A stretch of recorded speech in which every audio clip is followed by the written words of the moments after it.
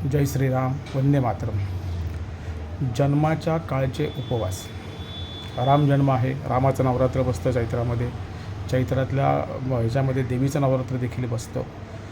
त्या काळामध्ये वर्षभरात येणारे कुठल्याही देवदेवतेंचे जन्म महोत्सव किंवा जयंती किंवा जन्म तिथी ती साजरी करताना उपवास करायचा का, आणि उपवास केला तर तो कसा करायचा.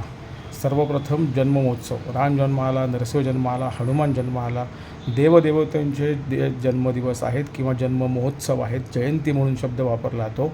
त्याचा उपवास तुमच्याकडं परंपरा असेल तर अवश्य करावा, परंपरा टाळू नये.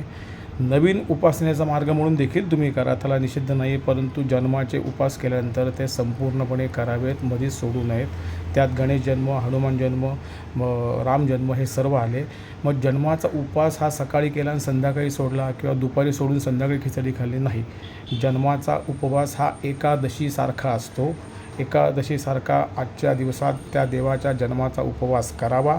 दुसऱ्या दिवशी माध्यान्हकाळी तो उपवास सोडावा. कुठल्याही देवतेंचा जन्म महोत्सवाचा उपवास. त्यामुळं संध्याकाळी खाल्लं माझा उपवास संपला असं होत नाही. एकादशी जशी आपण करतो तशीच जन्म महोत्सवाचे उपवास करावेत. दुसऱ्याच दिवशी ते सोडावेत. त्या दिवशी जन्म महोत्सवाचं पारणं असतं, देवाला नैवेद्य करावा, देवाची आरती करावी. तुमच्याकडं काही सवाष्ण ब्राह्मण दाम्पत्य भोजनाची परंपरा असेल ती करावी. रामजन्म झाल्यानंतर जसे आपण खिरापत म्हणा सुंठोडा वाटतो तसं दुसरं अशी काहीतरी गोड पक्वान करावं.